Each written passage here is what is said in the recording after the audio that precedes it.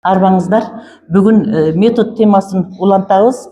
Ошол методдордун ичинен көптөгөн илимий багыттардын ичинен тил илими боюнча багытты, тил илими багытында профессор, филология илимдеринин доктору профессор Кадырбекова Памира Кадырбековна эжебизден ушул илимий ишинде колдонулган методдор жөнүндө сурап, ошол жөнүндө маалымат алгыбыз келип атат. Эжеке, кош келиптир сиз биздин подкастыбызга. Анан сиз ушул илимий ишиңизде өзгөчө кандидаттык, анан кийин акыркы докторлук диссертацияңызда колдонгон методдордун ичинен эң негизги метод деп кайсы методду айтар элеңиз? Жакшы болот. Бул тил илиминде колдонулган эң биринчи метод бул салыштырма методу болуп эсептелет. Салыштырма тил илими деген багытта ушул парадигмада салыштырма методу эң биринчи болуп киргизилген тил илимине. Андан кийинки көп багыттар болду, көп парадигмалар болду. Бирок айта кетүүчү нерсе, бул метод өзү жана парадигманы пайда кылат. Мисалы, сравнительный исторический метод деген салыштырма тарыхый метод, ошол жана салыштырма тил илимин парадигмасын жаратууга түрткү берди да. Кийинки методдор Фердинанд Сассюрдун убагында системно-структурный метод. Бул 90-жылдары дагы тилди как системага салыштыруу үчүн системный, структурный, системный метод болгон. Андан кийинки антропоцентрикалык парадигманын алкагында жаңы парадигмалар чыкты. Когнитивдик лингвистика, лингвокультурология жана межкультурная коммуникация, маданият аралык коммуникация. Ушул жаңы антропоцентрикалык парадигманын алкагында чыккан илимий багыттарда бул метод, когнитивдик метод жана лингвокультурологический метод дейбиз, маданий аралык метод, маданият аралык коммуникациядагы ошол метод. Бирок биз салыштырма методдон биз баш тартпайбыз.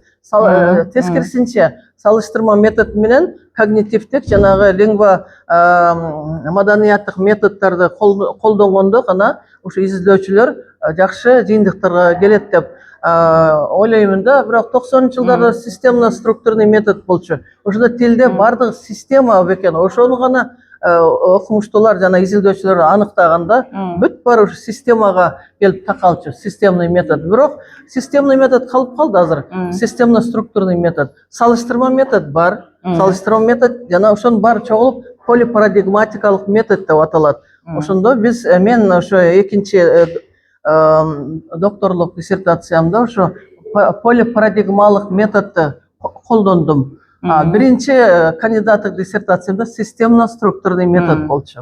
Рахмат эжеке. Мен угайын дегенде ушул болду да. Ар кайсы ушул мезгилде учурда ар кайсы илимий методдордун ичинен жаңы методдор менен иштеп аткан ушул багыттарды билгим келип атканда сиз ошол боюнча жакшы жоопту айттыңыз. Чоң рахмат. Эми экинчи суроо мындай да. Ушул методдордун илимде колдонулушу окумуштуулар ар кандай баалап, ар кандай түшүнөт экен да. Кээ бирөөлөр бул так илимдер үчүн, өзгөчө муну математика, биология, химия сыяктуу илимдер үчүн керек. Анан ушул гуманитардык илимдерде бул методдор көп деле маанилүү эмес дегендей бир пикирлерди угуп жүрөм да. Сиз кыскача пикириңизди билдирип койсоңуз ушул боюнча. Жакшы болот. Бирок тил илиминде методдор анчалык колдонулбайт дегенге мен кошула албайм. Тил илиминде методдор колдонулат жана мен айтып кеткен методдордун полипарадигматикалык болбосо дагы салыштырма методдор азыр абдан колдонулуп атат. Эмне үчүн дегенде тилдерди салыштырып атат да. Өз глобализация убагы, ааламдаштырууга тилдерди салыштырабыз. Жана маданият аралык коммуникацияда бул. Ал эми жанагы точный метод дегенибиз жанагы естественные науки, ошол жерде так илимдерде колдонулат. Ошол жерде колдонулушу мүмкүн. Бирок алардын өзүнүн методдору бар. Ошон үчүн бизде улуттук академиялык комитет ВАК дейбиз да, высшая аттестационная комиссия.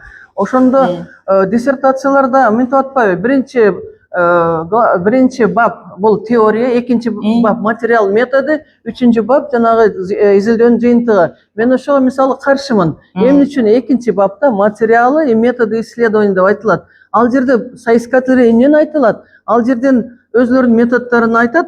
Кайсы материалдар? Бул бап абдан эле кыска болуп калып атат да. Илгери бул жерде теориялык проблемалар каралчу. 3-главада жана жыйынтыктары болчу да.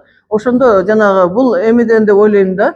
Ошо жанагы так илимдер деп атпайсызбы? Ошо так илимдерди изилдеген окумуштуулар чыгарган болуш керек да. Ошо диссертацияда 2-глава материалы методы исследования. Эми так илимдерде, конечно, колдонулат методдор. Аларды эми так илимдердин методдорун мен айта албайт экенмин, бирок гуманитардык илимдерде методдор абдан кеңири колдонулат. Өзгөчө азыркы убакта көп колдонулуп атат. Бирок көпчүлүгү полипарадигмалык метод дегенди биле беришпейт. Көпчүлүгү салыштырма метод менен кетип атат. Жана когнитивдик метод, салыштырма, маданий аралык метод дегендер жанагы опрос информантов, андай эле ошолор менен информаттарды жанагы алардан сурап, ошолордун жыйынтыгын чыгарып, анан бир эмеге келип атышат да, илимий жыйынтыкка келип атышат. Респондент деп коебуз, маалыматчыларды. Респонденттерден сурап, ошолордун оюн билип туруп, анан кийин ошондон жыйынтык чыгарып атышат. Бул деле жакшы. Анан кийинкиси дагы ошол илимий иште болгондордун практикалык жагын да карап атышат. Бул практикалык теория гана болбой, практикалык мааниси кандай? Бизге азыр ошо керек болуп атат, көбүнчөсүнөн практикалык. Анан мен ойлойм, ошо көп эле корголор болуп атат, көп корголор болуп атат, бирок ачылыштар болбой жатат деп айтышат.